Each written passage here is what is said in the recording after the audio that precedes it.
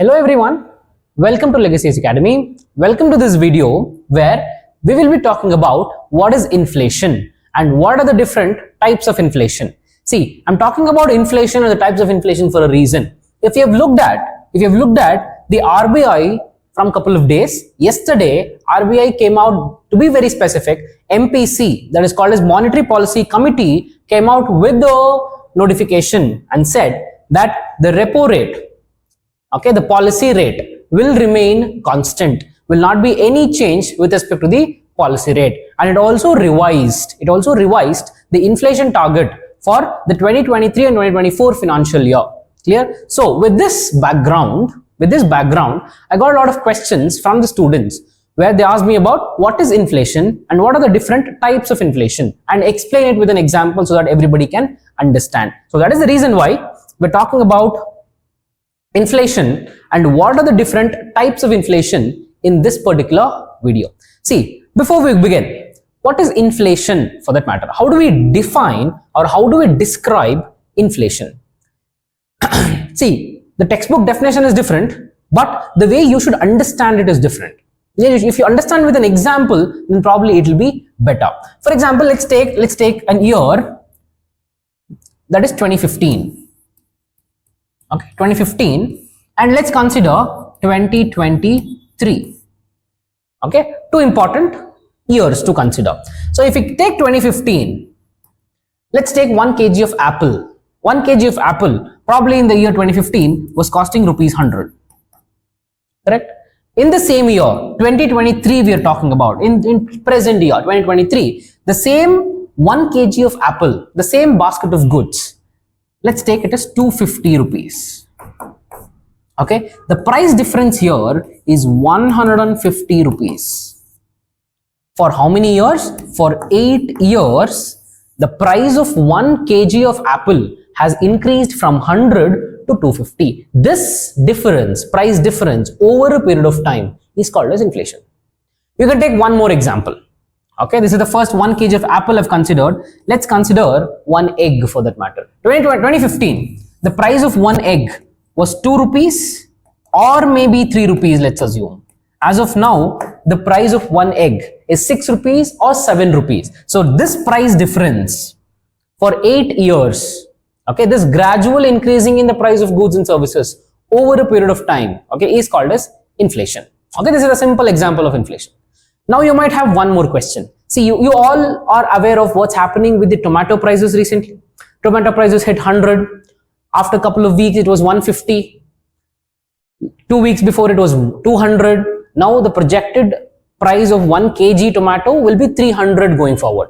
That's a different story. 3 months down the line, it will again come back to 2 rupees or 5 rupees per kg. That's a different story. Can this also be called as inflation? Because even here, within a year, we have taken years, and here you can take months. You can take June and July and August for that matter, and the tomato prices have been increasing. Can you consider this also as inflation? You might have these questions. And remember, as of now, you cannot call this as an inflation. This is not called as inflation because here it is only a selected good, selected one commodity whose price is increasing. It's not the entire economy. Entire economy, if all the goods and services prices increase, only then we can call it as an inflation. Clear? So this is an exceptional case, and we have a separate term to talk about this particular special case. I'll tell you what that type of inflation be called as. Clear? So with this, let's start with the first type of inflation, which is called as slow inflation or low inflation or creeping inflation. Okay, the first type, slow inflation, low inflation or creeping inflation. Clear? So see, before we begin with this particular discussion, I'll make one thing more clear. See, whenever I tell you about inflation for that matter, I'm not considering anything of WPI. I'm only taking something with respect to CPI, which is also called as Consumer Price Index. See, how do you compute WPI? How do you compute CPI? What are the different baskets inside CPI? Who comes out with CPI? What are the different things that we have under CPI? You have something called a CPI rural, you have CPI urban, you have CPI combined, you have CPI industrial worker, you have CPI agricultural labor. I'm not getting into those details about computing CPI and what CPI is all about. Clear? As of now, remember one thing, you will study this in your economy classes. So as of now, consider CPI to be the headline inflation. Okay, headline inflation. See, headline inflation is very simple. Headline inflation in the sense, this is what the government or the RBI considers whenever it is coming out with a policy. If government want to take any decision with respect to inflation or the money flow in the market, the government will look into this data of CPI. Government will not look into WPI, that is wholesale price index. CPI is consumer price index. So the CPI is something that the government and also the RBI will be considering before coming up with any policy decisions for that matter. That is the reason why the CPI is called as headline inflation. Okay, so all the numbers that I'll be giving you here, with respect to slow, with respect to running, hopping, with respect to hyper or galloping, every number that I'll be giving you will be the CPI inflation. Okay, so with this, let's begin. Slow inflation. What is slow inflation? If the inflation is between 0% to 3%, then it will be called as slow inflation or creeping inflation. Clear? See, inflation at the end of the day is very good for the economy. You need to have inflation for growth.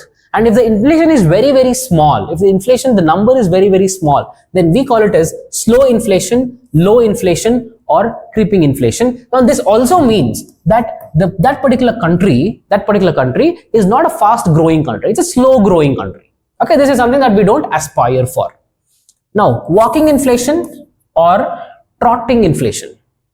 See, if the inflation rate, that is CPI rate, is between 3% to 7%, if it is between 3% to 7%, walking or trotting inflation, 3% to 7%, we call it as walking inflation or trotting inflation. Remember, this is the inflation that is most desirable. This is the inflation that we want in our economy. Okay, next, running, hopping, or jumping inflation. Okay, if an inflation number is between 7% to 20%, see, 20% is a huge number. If the Indian inflation or the CPI reaches 6% or 5.5%, the RBI will also start making some policy decisions. The government is very much anxious. The people are also not happy. So if 6% inflation, the Indians are facing such a problem. Remember, for a 20% inflation, that number of countries have already gone through. For example, Sri Lanka and Pakistan have crossed this phase of 20% inflation. Okay, this means that going forward in the next 6 months or 8 months, for sure, this particular country will get into financial crisis. It's very hard for that country to come back and make a comeback with respect to economic policies if at all the prudent decisions are not considered or not taken. So this is what is called as running, hopping, or jumping inflation. Hyper or galloping inflation. Okay, too much high inflation between 20% to 50% is called as galloping or hyperinflation. See, this is what was happening with respect to Germany post Second World War. Okay, post Second World War, Germany went through the financial crisis. See, war in the sense, financial crisis is guaranteed. If you win a war, if you lose a war, doesn't matter. Even the victorious powers in the First World War, for example, France and Britain, went through such a great economic crisis. That is the reason why US had to come in, okay, to help these Western European countries. So one country that got a lot of benefit in the 20th century because of the wars was US. Okay, US made a lot of profits by supplying the materials for both the First World War and also the Second World War. And post-war reconstruction, USA was the one which lent a lot of loans to Germany, France, and Britain. So this is the economic situation that was in Germany after Second World War. So that is 50% inflation. Okay, it had reached even more. It reached 75 to 78% inflation. Clear? If you would have heard about, this is one case with Germany I'm talking about. If in the world history, if you would have heard about French Revolution for that matter, okay, 1789 is the French Revolution. France was under the Bourbon dynasty. There was a king called Louis XVI and the queen called Mary Anthony. So these two people had become very much autocratic, and the democratic decision making was not there. The France was going through something called as Estates General. The society was divided into 3 groups. we had clergy, okay, then we had aristocrats, then we had the common people, that is the third estate. So the society was divided into 3 blocks. And the majority people of the society, that is the common people, which formed 98% of the population, were not happy with the Bourbon dynasty or the Louis XVI. And this revolution is called as French Revolution of the 1789. So after the French Revolution, from 1789 to 1799, there was a revolution that continued, and there's a lot of event that happens. And during this time, the economic situation of the France was so low that the inflation had reached around 200%. This is one example. One more example from the history where the inflation was responsible for the financial crisis. See, inflation is like a double-edged sword. You want inflation, but you don't want more inflation. See, this is what we call as most desirable, 3% or 7%. So it's a double-edged sword. You want inflation, but you don't want hyperinflation. Clear? In the absence of inflation, the country is in economic crisis. Excess inflation, the country is in economic crisis. We want optimum inflation. Okay, so that is 3 to 7%. This is the reason why we want the optimum inflation. That is the reason why we have a separate committee coming up for the policy decisions with respect to inflation and growth. That is Monetary Policy Committee, MPC, which is a part of RBI. Okay, this is hyper or galloping inflation. Next, bottleneck inflation. Bottleneck inflation. Okay, imagine a situation. For example, 2021 I'll consider, and also 2023 I'll consider. Okay, so the demand for, let's take tomatoes. There was a demand of 100 kg tomato in the entire Indian economy. 100 kg tomatoes, that was the demand. And this demand was supplied by 100 kg tomatoes. We did not import. We were Atmanirbhar. So 100 kg demand was met by 100 kg supply, and everyone are happy. People are happy, the government is happy, the farmer is happy, everyone are happy. Fast forward to 2023. There was a demand of 110 kg. Inflation again. Okay, a lot of people started consuming ketchups, tomato, rice was happening. So a lot of things happening. Because of that, 100 kg demand transformed into 110 kg demand in the year 2023. But what happened in the 2023? Because of some flood, let's take, or a drought condition. Okay, because of some flood, some drought condition, or some pest, or some any bacterial infection that happened with respect to the produce, the supply was down to 50 kg. Clear? Now, here there is a demand and supply mismatch.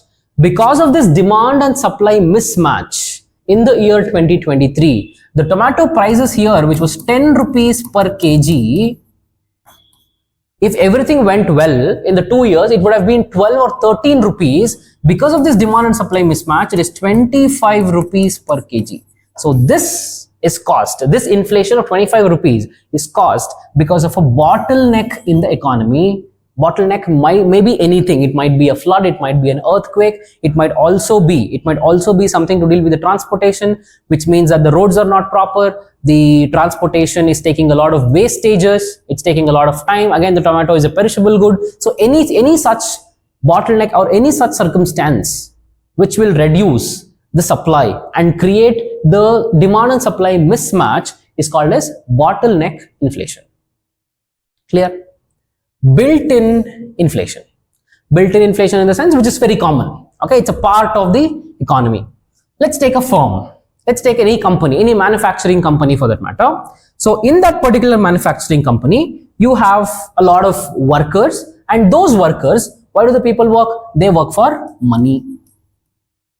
At the end of the day, for any worker, everything boils down to money and also the work satisfaction. Okay, so they start demanding more money. Why do they start demanding more money? They start demanding more money because there is inflation in the economy. The egg that was costing 2 rupees or 3 rupees is now costing 6 rupees or 7 rupees. Tomato, which was 10 rupee per kg, now it is 150 rupee per kg. Okay, these people, the people who are working, they were getting 1000 rupees as their salary. Now they are demanding 1500 rupees as their salary. Clear? So when the workers are demanding higher wages, If the workers are demanding, what will the manager do? Manager will also demand.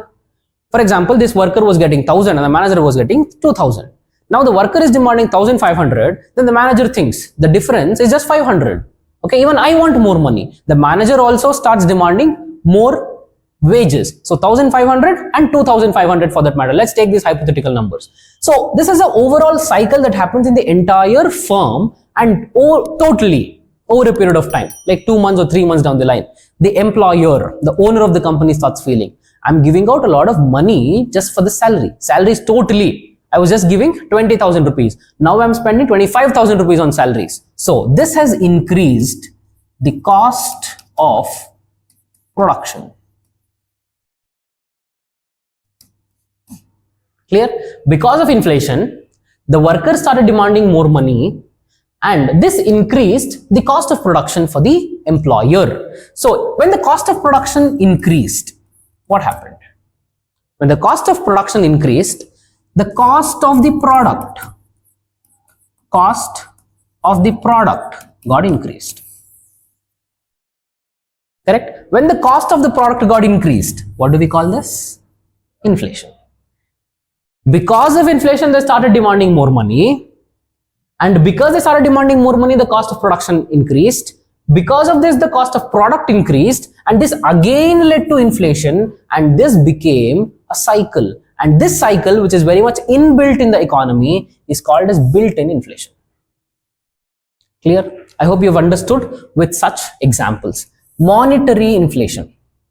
See, if you have studied economy, you would be very much familiar with two important words. One is fiscal policy and the other one is monetary policy. Monetary policy is everything that the RBI does. Everything that the RBI does is called as monetary policy. So, what is this monetary inflation? RBI lends to government. See, government actually has two important sources of borrowing money. Government can borrow money from RBI. Government can also borrow money from me and you. That's common people, okay, in the form of bonds. So government has two important sources of money inside the country. Clear? One is RBI, other one is the government. Other one is the people. So when RBI is lending money to government, and what will the government do? Government will start constructing roads, or government will start giving free electricity in the form of subsidies. The government can start giving unemployment allowance. At the same time, the government can construct an airport, infrastructural development. Government can give scholarships. Okay, government will spend it in the market at the end of the day. Whatever the money that the government has got from RBI, government will spend it in the market. Because of this spending that the government is doing in the market, from the money that it has got from the RBI, the inflation that is caused because of this money supply in the market is called as monetary inflation. Clear? Because the RBI is playing a role and it is the RBI which is lending money to government. That is the reason why it is called as monetary inflation. Okay. Skew inflation. What is this? Skewflation. Skew inflation or skewflation for that matter. Skewflation talks about, in the entire economy, selected goods, the price of selected goods. The price of selected goods increases. You can come out with an example for this. Tomato is in news. So such few goods or selected goods, if their prices increase, then we don't call it as an inflation, rather we call it as a skewflation. Okay, finally, repressed inflation. Okay, we need to understand this also with an example. Repressed inflation. See, let's take COVID-19, 2020, and let's take 2023. That is the present year. Let's take these 2 years and analyze it with an example. So 2020, let's say, or we can take one more so that you can have a better idea. Let's take 2018. Okay, 2018, the price of one Dolo 650 tablet normally was, let's consider it is 2 rupees. Okay, 2018. So before COVID, because of inflation, this had become 5 rupees. Because of inflation, let's take it, became 5 rupees. Hypothetical example. 2020, when there was COVID-19, the government said, See, there was a huge demand for the Dolo 650 tablets during the time of COVID-19 because everybody wanted it. This was a tablet of survival. You don't have food, you don't have water, doesn't matter. You should have Dolo 650 stored in your house. Then you are safe. That's what people believed. So because of this, people started demanding more, and even government realized it. Government realized that this is an essential need now. You will have to have this. So then the government thought, if each tablet is costing 5 rupees, that's huge. That's really, really huge. So government ordered a cap on the prices, and the government said, you can't sell it at 5 rupees in the year 2020 because of COVID. You will have to reduce it to 3 rupees. So the firm faced 2 rupees losses. Agreed? So 2 years went ahead. 2020 we're talking about. 2023 now we don't have COVID, we don't have the first wave, there's no second wave, there's no third wave, nothing is happening with respect to COVID, and now the government again removed the price cap that it had put during the time of COVID. And because of this price cap removal, the firms decided, if we again start selling this at 5 rupees, who will compensate this loss that we have faced in the last 3 years? So let's do one thing, let's sell it at 8 rupees per tablet. Getting my point? If at all government had not put a cap of 2 rupees or 3 rupees here, probably we would be having this at 5 or 6 rupees now. This has increased to 8 because they want to compensate the losses that they have faced in the previous years. So this inflation that the firms are responsible for, so that they can compensate their losses, is called as repressed inflation. Clear? Clear with this? So the government intervention, and when the government puts a cap on the prices of some goods and commodities, over a period of time, once the cap is removed, the firms will increase their prices in an exponential manner. That would be called as repressed inflation. Clear? So with this, we've come to an end of the session. If you have liked the video, please hit the like button and also subscribe to the Legacy IAS Academy YouTube channel. Hit the bell icon to get all the latest updates from the Legacy IAS Academy. Have a nice day. Thank you.